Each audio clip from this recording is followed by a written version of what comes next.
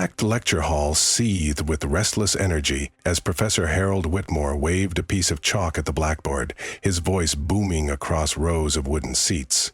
Students whispered, rustled their notebooks, and occasionally glanced at their phones.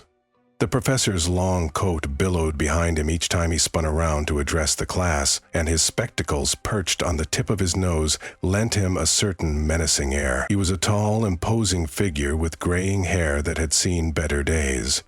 On this particular morning, the topic was advanced theoretical physics, a dense subject matter for most, let alone for the youngest person in the room, a 15-year-old black girl named Serenity Henderson, who sat quietly in the back row, her posture ramrod straight.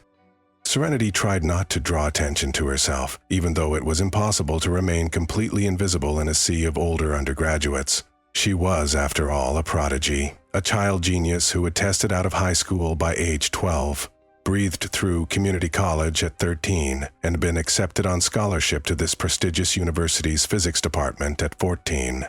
The administration had been hesitant to place her in Professor Whitmore's advanced course. He was known to be brilliant yet notoriously difficult and, as rumors said, rather cold to certain groups of students. But Serenity had insisted. She thrived on challenges and believed that to fully develop her talents, she needed the toughest mentors. For the first 2 weeks of the semester, she arrived early, took meticulous notes, and rarely spoke. She aced each pop quiz and submitted near-perfect homework. If the professor noticed, he never showed it. On that crisp autumn morning, though, everything changed. The professor scrawled a complicated series of equations on the board, a swirl of Greek letters and integral signs that covered the entire surface. He was in the middle of explaining a concept about quantum field interactions when he paused, scanned the room, and demanded a volunteer to solve the final portion of the derivation. The silence was deafening. Many students shrank in their seats, dreading the professor's sharp tongue if they got something wrong. Serenity, feeling a surge of confidence, tentatively raised her hand. It was the first time she'd done so in this class, and a tremor of excitement fluttered in her stomach. She was certain she could solve it, having mentally run through similar problems. Professor Whitmore turned, noticed her small, dark hand in the back row, and his eyes narrowed. He took a moment too long to respond, as if he was deciding whether to acknowledge her. "Yes, Miss Henderson, is it?" he said at last, pronouncing her name with a hint of condescension. "You believe you can finish this derivation, do you?" His gaze flicked over her, noticing her youth, her skin color, her quiet demeanor. The slightest curl of his lip suggested he found the entire idea faintly ridiculous. "Yes, Professor," Serenity replied in a calm, measured voice. "I'd like to try." A few students craned their necks, curiosity lighting their faces. Most recognized Serenity by now as that young, brilliant kid who rarely spoke. They'd heard rumors that she was underage, but no one knew the full story. The professor snapped a piece of chalk in half, as though forcibly reining in some internal annoyance. "Very well," he grunted. "Step up here and show the class." He moved aside, arms folded, brow knitted in a scowl, as Serenity rose and threaded her way down the aisle. Reaching the blackboard, she carefully picked up a fresh stick of chalk. The entire front row stared at her in fascination. She skimmed the partial derivation, verifying that she understood it. Then, in neat strokes, she continued from the last equation, bridging a subtle gap in the logic. She murmured to herself, triple-checking each step, each symbol. Her chalk lines had a certain graceful confidence, though her heart pounded with nerves. She pushed it aside. She had worked with harder integrals in her personal study, and she trusted her mathematical instincts. For a few minutes, the lecture hall was almost silent except for the scratch of chalk. The professor paced behind her, looking annoyed. Finally, she set down the chalk, turning to face him with a slight smile. "That should be the correct solution," she said, voice trembling a bit. He scanned her work, lips pressed in a thin line. The final equation was elegantly derived, a near-perfect progression from the partial steps. Yet, he set his jaw and tapped the board. "And you claim this is correct, do you?" he demanded, loud enough for half the hall to hear. He waved a hand dismissively at the bottom line. I see a symmetrical form here, but your approach looks naive. Are you certain you haven't overlooked a crucial factor near the boundary condition? Serenity's brow furrowed. She pointed to the second-to-last step. The boundary conditions are accounted for, sir. The wave function cancels out at both ends, so the integral from negative infinity to infinity converges. That symmetrical factor is precisely what we want. I double-checked it, she explained politely, though her cheeks warmed. Professor Whitmore let out a derisive huff. Really? How convenient. He turned to the class, hooking a thumb at Serenity as though she were a curiosity in a sideshow. Behold, our aspiring little Einstein. She thinks advanced quantum field theory can be done with high school algebra. Let me guess, you must be fresh off your advanced placement courses. A few stifled laughs bubbled from students who didn't know better. Serenity stiffened. She recognized sarcasm, recognized the undertone that suggested she was an interloper, not meant to be in this course. I'm actually a full-time student, she began, but the professor cut her off with a wave of his hand. That's enough. Return to your seat, Miss Henderson, before you embarrass yourself further. He addressed the rest of the class, ignoring her attempts to speak. Ladies and gentlemen, let this be a lesson. Overconfidence leads to sloppy derivations. There's a reason we build each step from fundamental principles. We do not skip crucial complexities or rely on symmetrical illusion. He paused, picking up the chalk to allegedly correct the final lines, but as he scanned them, his eyes flickered with confusion. The structure was, in fact, correct. Nevertheless, he parted his lips and hammered in a random correction symbol, rewriting a portion that was actually valid. The final result ended up mathematically identical to Serenity's. He then tapped the board with false triumph. That's the right approach, he declared, not the truncated nonsense just displayed. Serenity's fists clenched, but she forced herself to keep calm. She saw that the professor had basically repeated her logic, but added a few unnecessary steps to obscure it, as though proving she'd been wrong. The tension in the room was palpable. Some students shifted uncomfortably, sensing the injustice. Others smirked, lulled into believing the professor's authority. Serenity walked back to her seat, chin trembling. She might have spoken up, but something in the professor's glare warned her not to push it further in front of everyone. She slid into her chair, heart pounding, tears threatening to well up. She was used to being the youngest in the room, used to raised eyebrows, but this was the first time she'd felt such blatant humiliation, laced with an undercurrent that perhaps her background or her age made her unworthy to stand at the blackboard. After class ended, Serenity gathered her books in silence. A few classmates offered sympathetic glances, but no one said anything aloud. The professor breezed out, coat flapping, ignoring her entirely.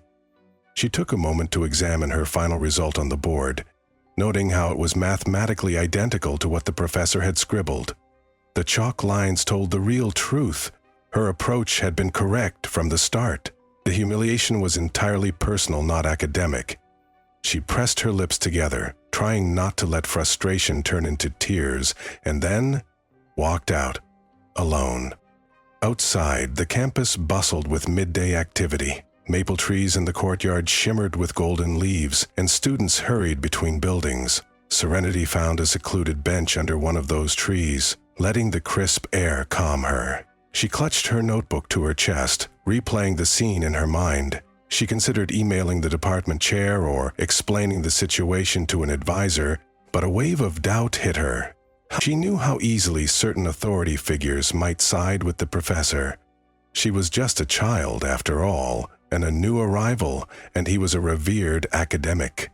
She sighed, wishing she could share her frustration with someone who understood. As she mulled over her next step, she heard a soft voice behind her. "Hey, sorry, I didn't mean to startle you." Serenity turned to see a tall, lanky boy with glasses holding a laptop bag. He offered a tentative smile. My name's Ethan. I sit 2 rows behind you in that class. I noticed what happened back there. I think you did the derivation perfectly, if that helps. I tried it in my notes, and your steps matched the reference text exactly, so you were right.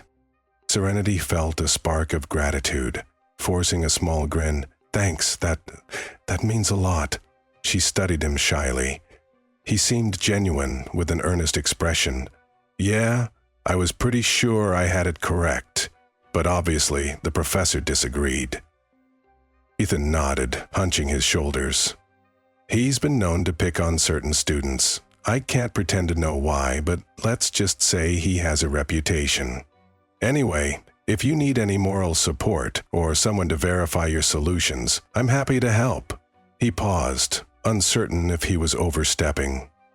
I just think what he did was unfair, humiliating you like that in front of everyone. Serenity exhaled relief. I really appreciate that. Honestly, I'm not used to such hostility. My last professors were always excited to see me excel, even if I was younger, but here, it feels different. Ethan shrugged apologetically. This place can be old-fashioned. Maybe he just needs time to see your talent. Or maybe we need to find someone higher up who'll notice. By the way, I've heard rumors about you, like that you skipped high school. Is that true? Serenity blushed. I guess so. I finished high school by the time I was 12, then did community college. I love physics. It comes naturally. I just wanted to keep learning. But yeah, it's caused some friction. Ethan's eyes widened in admiration. That's incredible. For what it's worth, a lot of the other students are impressed too. They just might be scared to stand up to the professor. But hang in there. I bet you'll prove yourself soon enough. They chatted a little longer, forging a small friendship that gave Serenity a glimmer of hope. That night she pored over the course textbook again, verifying the next set of equations for tomorrow's lecture. She also opened her personal research notes, which she'd begun at age 14. Advanced concepts about quantum entanglement, theoretical expansions of superstring boundaries. The math soared beyond standard curriculum, but it fueled her imagination. She scribbled new ideas, occasionally biting her lip at the memory of the professor's sneer. She vowed silently that she wouldn't let him break her spirit. Over the next week, she continued attending class. Always early, always prepared. The professor seldom called on her, which was fine by her, though it stung that he seemed to intentionally overlook her raised hand. Once, he assigned a group project on wave-particle duality. Serenity and Ethan ended up paired with a couple of seniors. They quickly discovered that the seniors wanted to do minimal work, relying on the kid genius to handle the heavy lifting. Serenity obliged, though she insisted they meet to discuss the final presentation. She had no illusions that the professor might grade her fairly, but she still wanted to excel. On the day of the group presentations, each team was allotted 10 minutes. Serenity's group volunteered to go first. She was the primary speaker, elegantly outlining how wave functions collapsed under certain measurement conditions, referencing well-known experiments. She built a compelling argument, balancing advanced concepts with clarity. Her group mates added a few lines, but it was obvious who had done the real thinking. The class listened intently, some taking notes. Even the professor seemed grudgingly focused. As Serenity wrapped up, she dared to hope for a small nod of approval. The data had been meticulously compiled, the logic flawless. But the moment questions opened up, Professor Whitmore pounced, zeroing in on a minor detail. Ms. Henderson, you referenced the famous double-slit experiment, but you failed to mention the apparatus alignment in your visual aids. Are you aware that without precise alignment, the entire wave interference pattern might vanish? His tone dripped with condescension. Or did you simply lift your information from Wikipedia? Serenity felt her heart skip. She forced a calm response.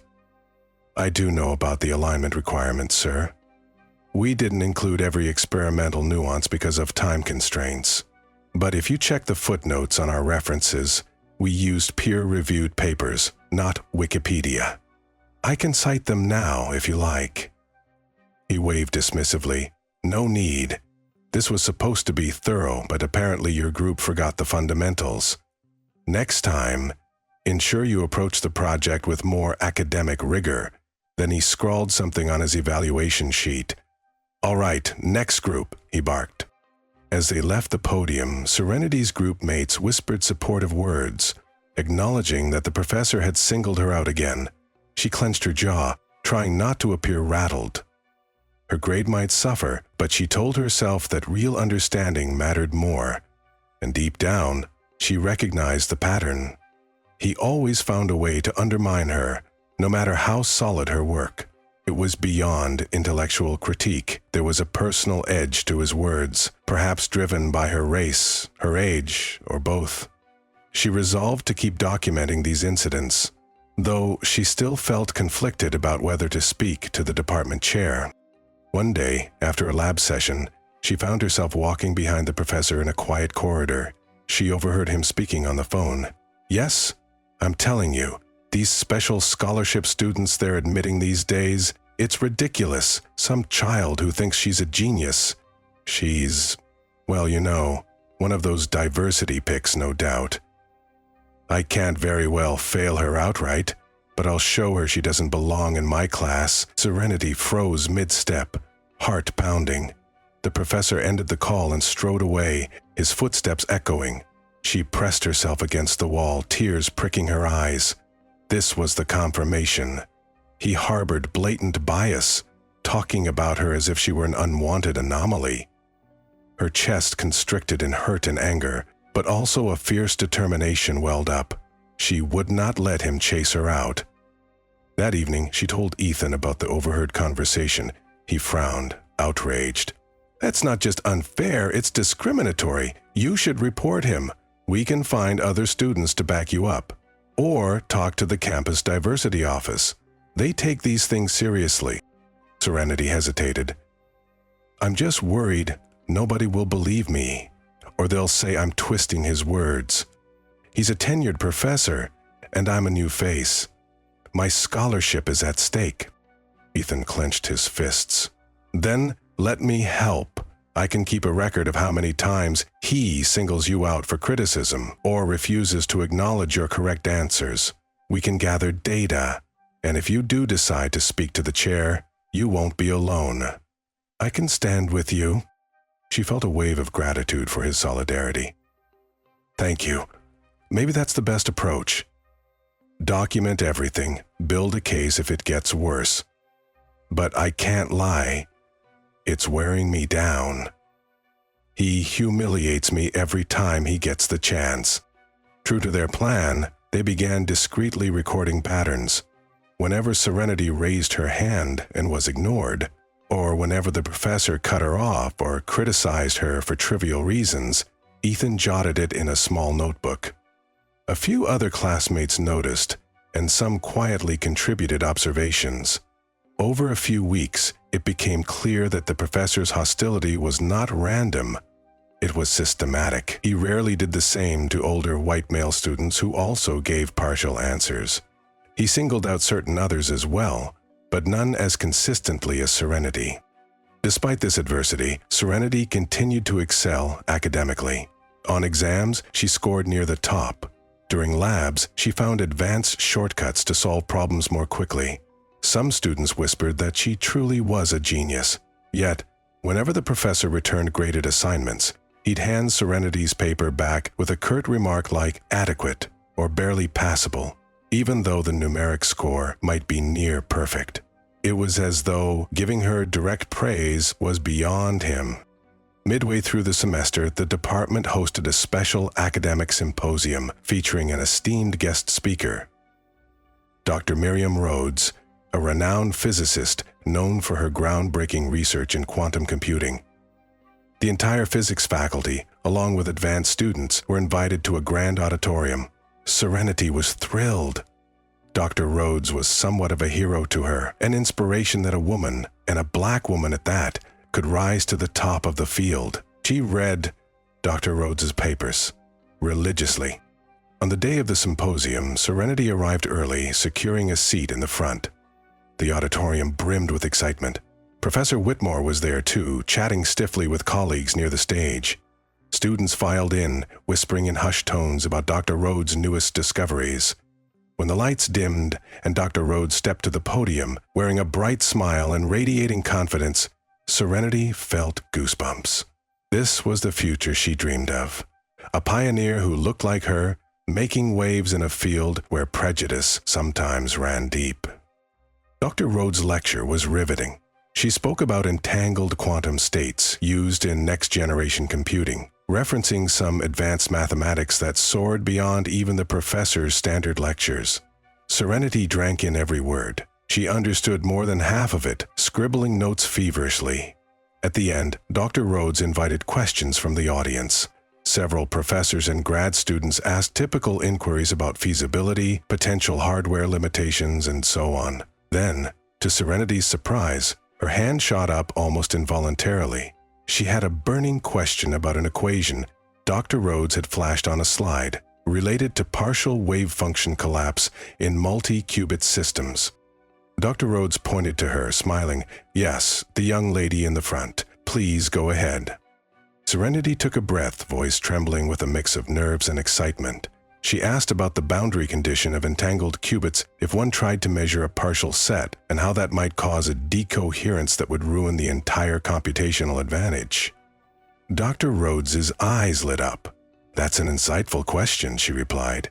"It suggests you have a deep understanding of entanglement intricacies. Let's see if I can address that." She launched into a layered explanation, clearly impressed by Serenity's knowledge. Serenity felt buoyed, validated, as Dr. Rhodes treated her question with respect. They exchanged a brief dialogue that enthralled the audience. Many turned in their seats, noticing that the inquisitive student was the youngest face in the row. Professor Whitmore's expression soured from his seat. He wore a pinched look as if disliking that Dr. Rhodes had singled out Serenity's question as insightful. When the Q&A ended and the applause roared, Dr. Rhodes stepped away from the podium. The session concluded, but a handful of people lingered near the stage. Serenity hesitated, wanting to approach Dr. Rhodes but feeling shy. She edged closer, waiting politely while the older professors introduced themselves. Suddenly, she overheard Professor Whitmore speak to Dr. Rhodes. "Excellent talk, Miriam. Though some of the younger students get, shall we say, over-enthusiastic, thinking they can solve the world's problems. I've got one in my class. Young, admitted early you might have noticed her. She's prone to illusions of grandeur. Good to keep her grounded." His tone was casual, but the job was unmistakable. Rhodes frowned slightly. "I see. Well, I do believe in nurturing talent. If she's bright, she deserves encouragement, right?" She glanced around, noticing Serenity standing a few steps away.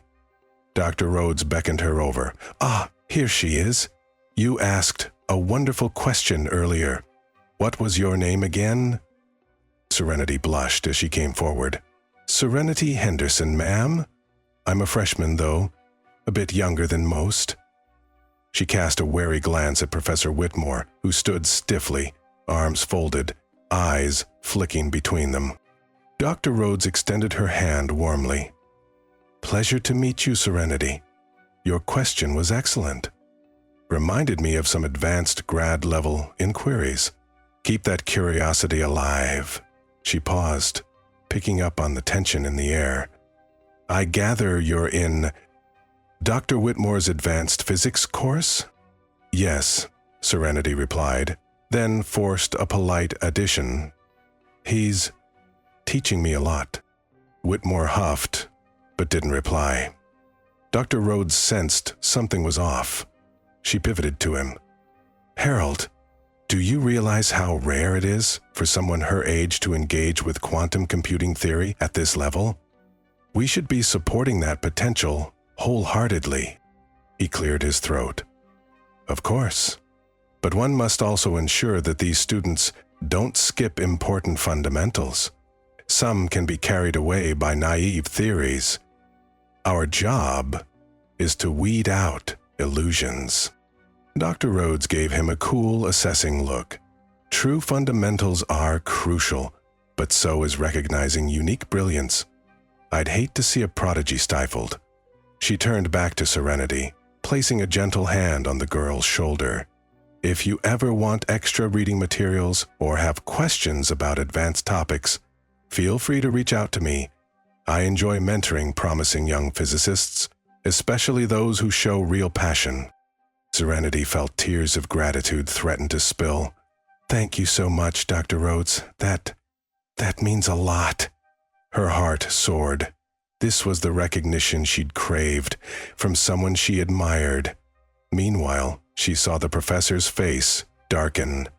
Before he could say more, Dr. Rhodes politely excused herself, heading to greet another colleague. Whitmore turned on Serenity with a glare that sent a chill down her spine. Fancy yourself a star pupil now, do you? Getting personal invitations from Dr. Rhodes.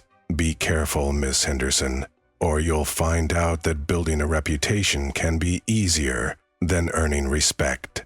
He spat the words in a low hiss, then stalked away. Serenity stood rooted, stunned by the vitriol.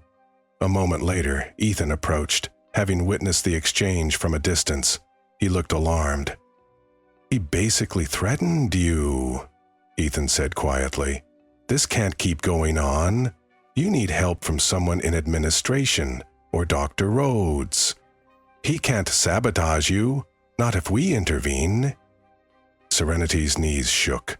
I know, but I also don't want to create an even bigger target on my back. Let me think. Dr. Rhodes gave me an opening. Maybe I can confide in her. She swallowed the lump in her throat, recalling the warmth in Dr. Rhodes's voice. She might be my best chance. She's influential. He can't just bully me if she's involved. Ethan nodded. Yes, do that. Meanwhile, I'll keep collecting more evidence, and if you want, we can talk to the department chair together. The university has to stand against discrimination. They parted ways, each forging a plan to ensure Serenity's gifts weren't crushed by a hateful professor.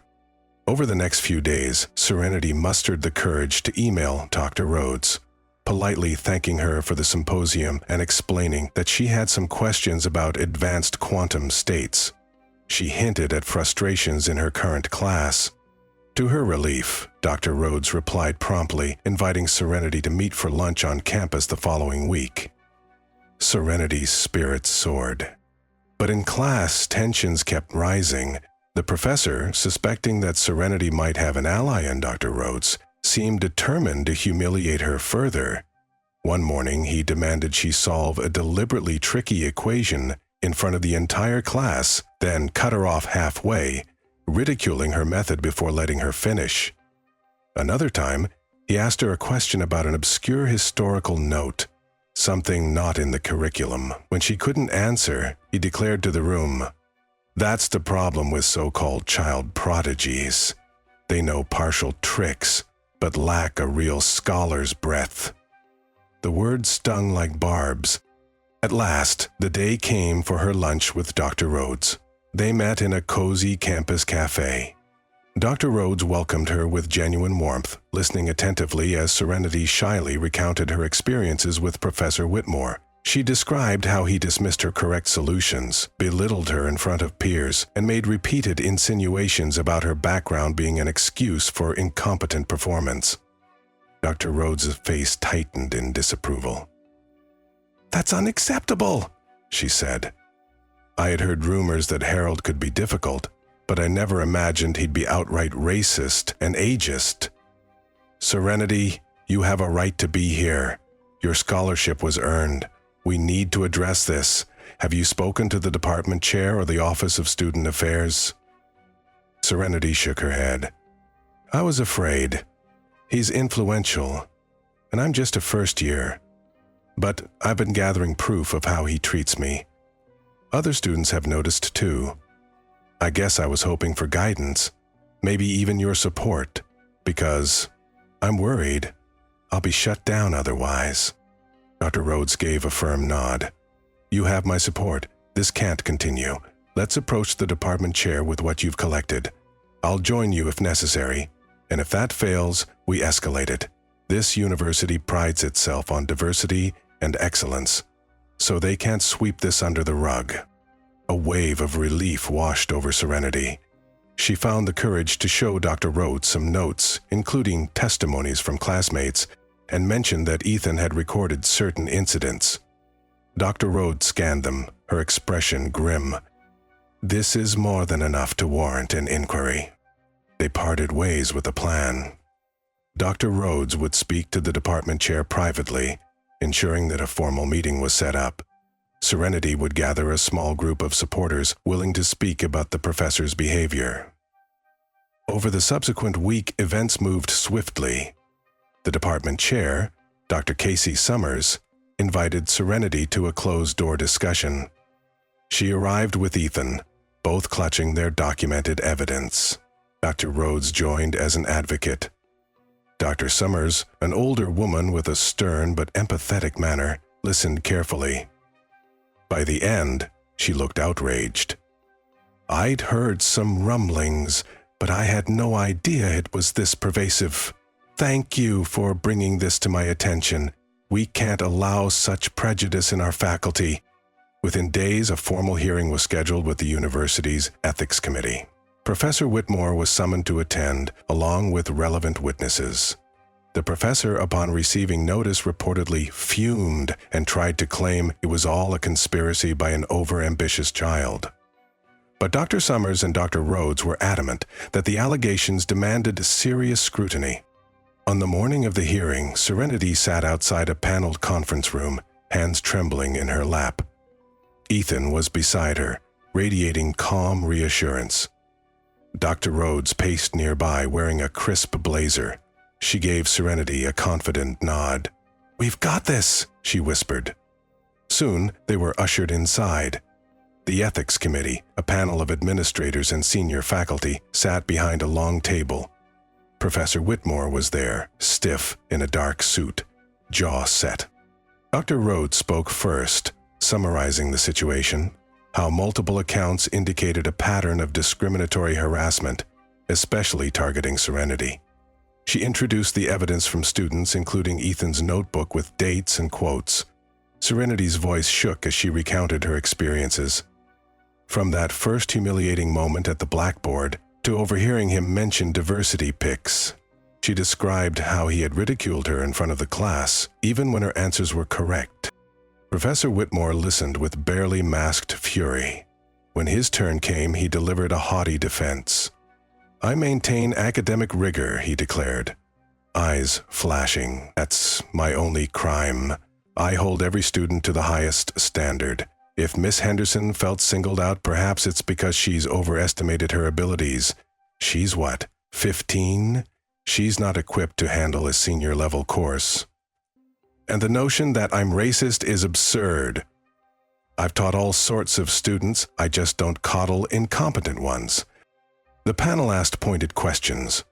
Dr. Rhodes calmly pointed out that Serenity's exam scores were top-notch, that her group presentations were thorough, and that the professor's critiques often misrepresented her correct solutions. Ethan spoke up, explaining how he documented instances where the professor used demeaning language, specifically referencing Serenity's age and race. The professor rolled his eyes, calling them exaggerations, but the evidence spoke volumes, especially the direct quotes. Midway through, Dr. Summers produced a copy of Serenity's actual exam papers. Each carried near-perfect answers, with the professor's grudging remarks scribbled in the margins. "You wrote barely adequate on this paper," Dr. Summers said, "but it scored a 98%. Doesn't that contradict your claim of incompetence?" The professor floundered, mumbling about small mistakes, but Dr. Summers wasn't convinced. The logic was clear. He'd systematically tried to undermine an outstanding performance. Finally, Dr. Rhodes shared a letter from other students who had either overheard or experienced similar treatment. The panel read it, exchanging concerned glances. The professor's posture sagged. He tried once more to protest, ranting that the department was lowering standards for child geniuses with no place in real academia. That last outburst sealed his fate. The committee saw the blatant prejudice, the disregard for the students' actual accomplishments, and the misuse of authority to publicly humiliate someone who excelled. After a brief deliberation, the ethics committee ruled that Professor Whitmore had violated the university's code of conduct by fostering a hostile environment specifically targeting a student on grounds of race and age. He faced immediate suspension pending further disciplinary measures, which could include termination. Serenity listened to the verdict in stunned relief. She felt tears prick her eyes again, but this time they were tears of vindication. She'd stood up to the bullying with the help of allies, and justice was being served. In the days following the hearing, news spread across campus. Students whispered about how the famed Professor Whitmore had been toppled by a 15-year-old prodigy who had the guts to challenge him. Some offered her congratulations, while others simply marveled at her composure. Meanwhile, the department arranged for Dr. Rhodes to guest lecture more frequently, ensuring that Serenity and others received proper mentorship. Dr. Summers personally apologized to Serenity for not intervening sooner. She also praised Serenity's brilliance, stating that the university was proud to have such a gifted student and that steps would be taken to protect her from any further harassment. Serenity's classmates, including the seniors in her group project, began treating her with genuine respect, not just quiet awe. Even those who had laughed at the professor's jokes realized how misguided that had been.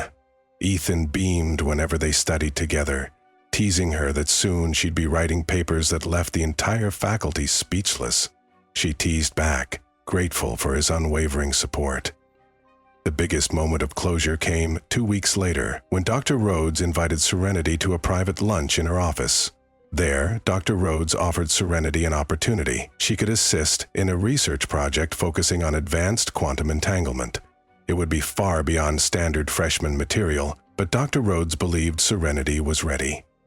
Overwhelmed with gratitude, Serenity accepted. As they clinked coffee cups in celebration, Dr. Rhodes said, "You know, sometimes adversity pushes us to prove how strong we truly are. I'm sorry you faced that injustice, but I have no doubt you'll soar above it." Serenity smiled, tears threatening to spill as she recalled the painful months under the professor's scorn. "Thank you," she whispered, voice quavering with emotion. "I won't let you down." In the following semester, Serenity thrived. Under Dr. Rhodes's guidance, she dove into cutting-edge research, juggling an intense workload, but finally feeling validated by a mentor who believed in her. Her name appeared on a conference submission as a co-author, an almost unheard-of achievement for a first-year student. The campus newspapers wrote glowing pieces about her story, the child prodigy breaking barriers, hailing her for both her academic feats and her courage in challenging a toxic professor. There was talk of awarding her a special grant to continue research unimpeded. She even began giving small workshops to other undergrads who struggled with the same theoretical leaps she found so natural. Each time she encountered a younger female student of color who felt intimidated by the system, she offered a kind word and quiet encouragement. That, she felt, was the legacy that Rhodes had taught her, paying it forward. As for Professor Whitmore, he never returned to the classroom.